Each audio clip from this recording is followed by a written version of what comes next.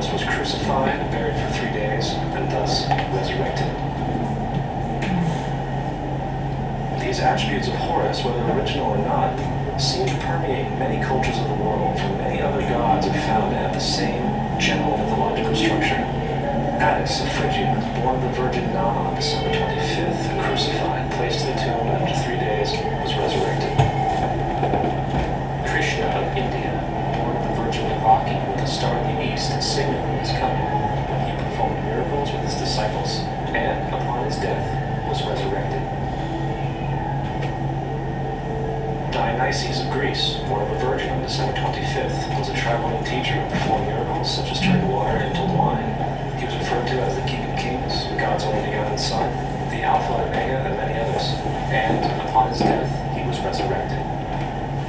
Mithra of Persia, born of a virgin on December 25th, he had 12 disciples and performed miracles, and upon his death was buried for 3 days and thus resurrected.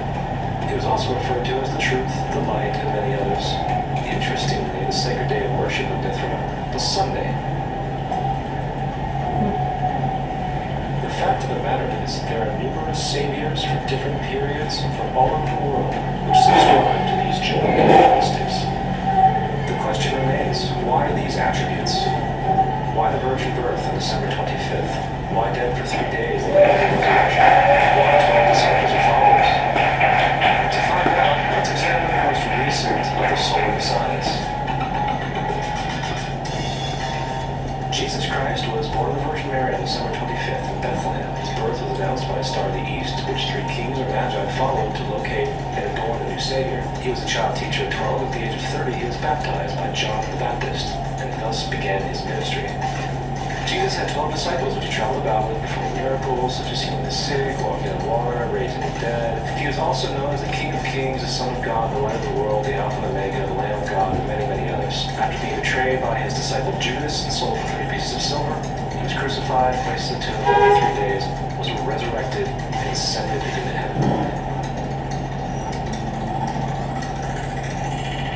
First of all, the birth sequence is completely astrological. The star in the east is Sirius, the brightest star in the night sky, which, on December 24th, aligns with the 3 brightest stars in Orion's belt.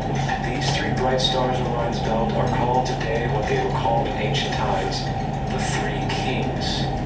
And the 3 kings and the brightest star, Sirius, all point to the place of the sunrise on December 25th. This is why the 3 kings follow the star in the east in order to locate the sunrise, the birth of the sun.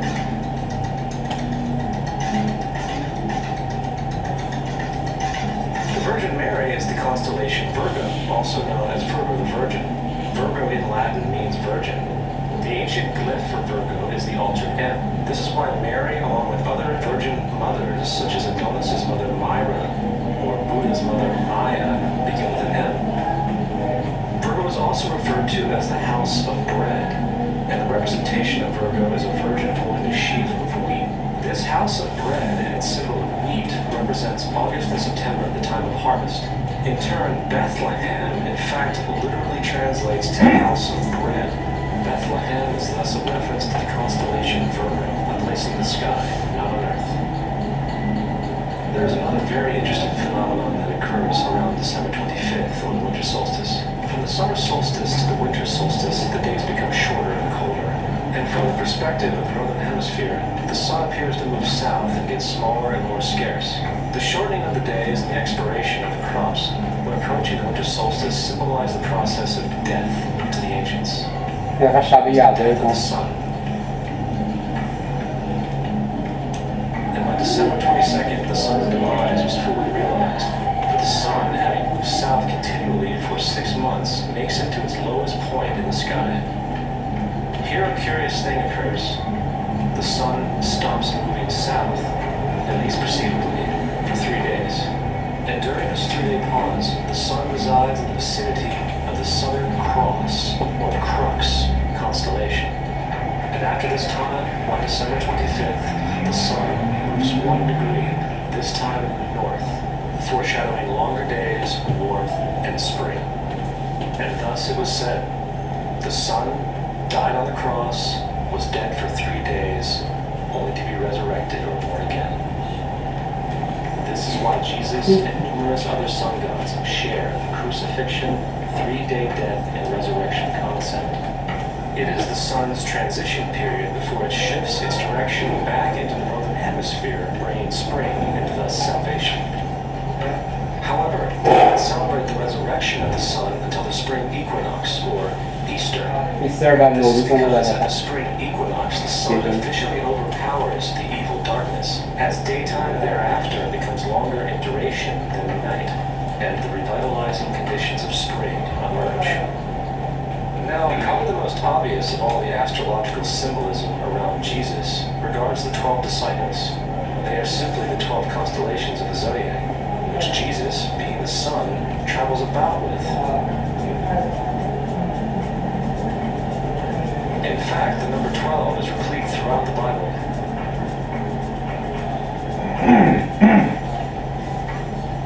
This text has more to do with astrology than anything else. Coming back to the cross of the zodiac, the figurative life of the sun, this was not just an artistic expression or tool to track the sun's movement. It was also a pagan spiritual symbol, the shorthand of which looked like this. This is not a symbol of Christianity. It is a pagan adaptation of the cross of the zodiac.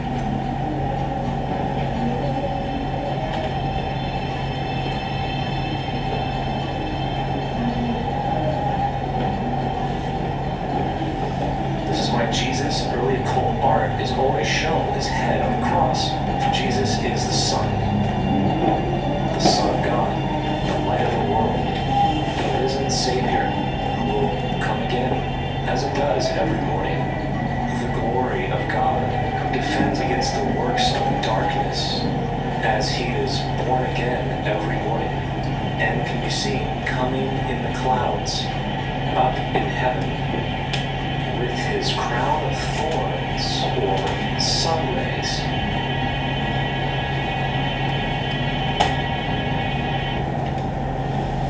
این خیلی ادامه فقط در مورد اینکه چطور میشه به پدیده ها نگاه کرد. میگم مثلا فیلمی نیست که من ساخته باشم، در مورد این فیلم از من سوال نکنید.